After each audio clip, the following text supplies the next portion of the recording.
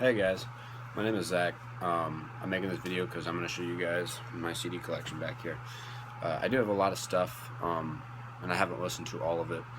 So if I don't talk a whole lot about it, I give this great big, in-depth uh, explanation on it, then sorry, take it as it is.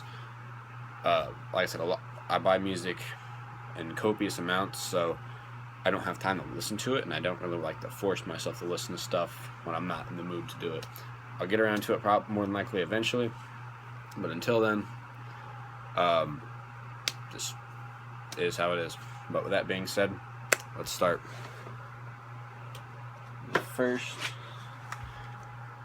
album is Abiotic with their CD Casuistry. These guys are a very technical band, very similar like Job for a Cowboy.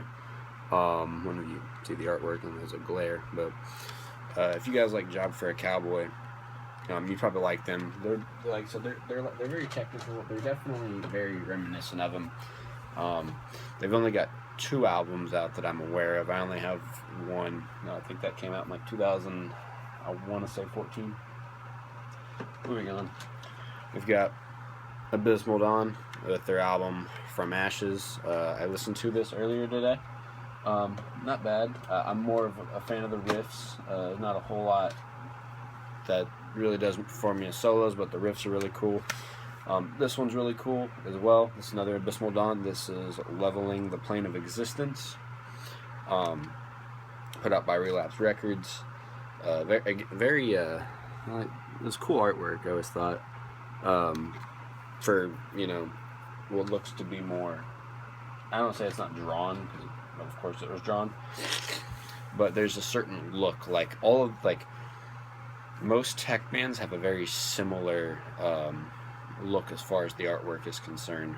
But moving on, next we've got Abysmal Dawn, Obsolescence. I heard about this is the album that I heard about this band on, and I really enjoy this album. Similar artwork to the other one, just different, like big tall monument and some thing of bones down there with looks like a centipede type shit. You can see that, but anyway, the track that I really enjoyed on this was Inanimate. I heard that when I was living at my dad's, and I really enjoyed the beginning riff. Moving on, we've got Aborted, Strychnine 213. I don't know. I do like Aborted. They've got, it's tough to say. Like, they've got some core to them, sort of, but for the most part, it's pretty much death metal. By Century Media. I don't have any standout tracks on that one, mostly just because I haven't really listened to it in a while. So I don't remember a whole lot about it. Next, we've got AC/DC Dirty Deeds Done Dirt Cheap. Everybody pretty much knows that one. And then we've got Back in Black, AC/DC, Who Made Who, AC/DC. Everybody knows who AC/DC is, so I'm just going to go through AC/DC and bands that people I feel like should know a whole lot about. AC/DC Fly on the Wall, Razor's Edge AC/DC, Ballbreaker AC/DC,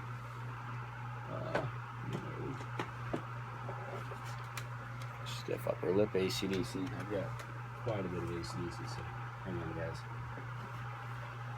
AC/DC Black Ice. Actually, funny thing about that one when it came out, I was in like 7th grade, roughly around there. And you could only buy it at Walmart or Sam's Club, if that. But for I don't know why. That was just the whole thing. You couldn't go to Best Buy and get it. And then I've got their last one, AC/DC Rocker Bus, which about the only thing I'm going to say on it is the cool hologram. It's an AC/DC album. AC/DC is one of those bands that just puts the same album out every time. Next, we've got Accept, Balls to the Wall. Heavy metal from Germany. Kind of bordering borderline thrash, but not really. I mean, they've got a couple thrashier songs, but Balls to the Walls are really good. Love Child, Winners and Losers, London Leather Boys. I mean, this is a great album. I wish I had it was an older version, but this is more like a remastered. But yeah, really good. I've got another one that I accept called Metal Heart, which I'll be honest, is one that I just haven't listened to a whole lot. I do like Accept though, which is pretty much why I bought it, and it came out in '85, so I can't imagine I hate it too much. This one I actually ordered from where I used to work. This is Objection Overruled by Accept. It came out in, I want to say 90s, like 95, 97. Anyway, it's funny because, like, I Don't Want to Be Like You is a good song, but, like, Objection Overruled is literally, like, Balls to the Wall, but just Objection Overruled. It's Accept. It's a great band. They also kind of stick to a formula, but moving on, one of my favorite guitarists to start his own project was Ace Frehley. Ace Frehley was the guitarist in Kiss, for those who don't know, and he started a project called Ace Frehley, Frehley's Comet. Great songs off of this are Rock Soldiers was really cool, as well as Dolls and Stranger in a Strange Land. I really enjoyed this album, and I just kind of dig the whole cosmic looking thing. Next we've got Ace Frehley, Trouble Walking. Haven't really listened to it yet, but it's Ace Frehley. I'm a big Frehley fan, guys. Act of Defiance. This is a band that is made up of the vocal. Oh, I believe it's the vocalist from Scar the Martyr. I'm not too sure on that, but Scar the Martyr was a band that started up whenever Joey left Slipknot, or was kicked out of Slipknot. And it was also composed of the former guitarist and drummer of Megadeth, which left between the same days, Chris Broderick and Sean Drover. It was their thrash metal, project, and I've heard some of them. I don't think I've listened to this album, so I need to get on that. But Act of Defiance. Next, I've got Adrenaline Mob Omerta.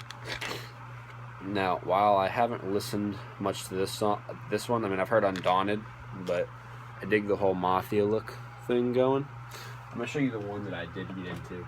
I don't listen to these guys a whole lot, but it's definitely nostalgic for me through high school, which wasn't that long ago, but this was my junior year. This album, Men of Honor, first of all, you get a better idea of the whole Mafia thing. First of all, it's like the Godfather font, as well as you got the gun, which is similar like Sopranos, because Sopranos used a gun for the R. But I mean, they got a really cool car on the back. I think it's a Super Sport. Yeah. But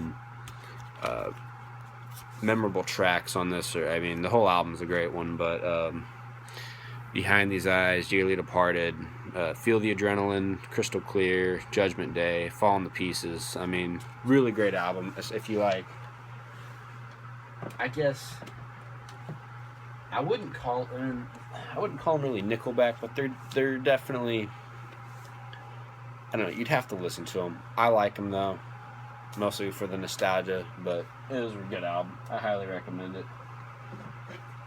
Next, we've got Aerosmith, Get Your Wings. Best song on this album, in my opinion, is Same Old Song and Dance. But I like old Aerosmith. That's just such a cool. And we've got Toys in the Attic, which has Walk This Way and Sweet Emotion. There's a lot of Aerosmith I haven't actually listened to. And we got Rocks. Aerosmith is just one of those classic bands that I grew up listening to. This is Permanent Vacation. And I just never really, I don't say I got into them, but this is Get a Grip. This has Crying on. That was a good song. But I mean, I'm speaking of popular songs. I'm not the biggest Aerosmith fan. I just haven't really given them too much of a shot. But this is Nine Lives by Aerosmith. A bit more recent. and then Just Push Play, Aerosmith. Now, funny thing about this album is, for those who are a fan of the TV show Drake and Josh, there's actually a poster of that album cover in Drake's room, or in Drake and Josh's room on, the show. So I just thought that was a funny thing that I noticed when I was younger. Next we have Agalloch, The Mantle. This is a black metal band. Atmospheric for sure. Not one that I've listened to a whole lot. I was recommended by some friends, and I never really have taken the time to listen to it yet. I don't know. This next one is The Agony Scene. They're, I guess it's hard to call. I don't really want to call them a metalcore band. But I guess that's kind of what they would fall under. But anyway, I found out about these guys as well as a slew of others from a video game called Infected. Their song Prey was a video that you could unlock in the game, and I really, really enjoyed it. It was very, I don't know, like the music just was around what I liked to listen to at the time. And the place that I used to work at, the place I used to work at, before I worked there, actually saw this and thought I'd hit the gold mine, because I had looked up the album and I remembered the cover, and I'm like, holy shit. So, yeah. Great album. Memorable tracks for sure. Scars of Your Disease, Scream Turn the Silence, Sacrifice, and Scapegoat. And Prey, of course, but I mean, I love this album. Put out by Roadrunner Records. So that is the first part of the album, or the CD list. We are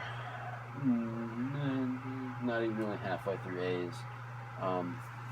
We got a little bit of the way through. This video is going to be about 12 minutes. I'm going to try to keep between 10 to 15. But anyway, guys, thanks for watching, and see you next video.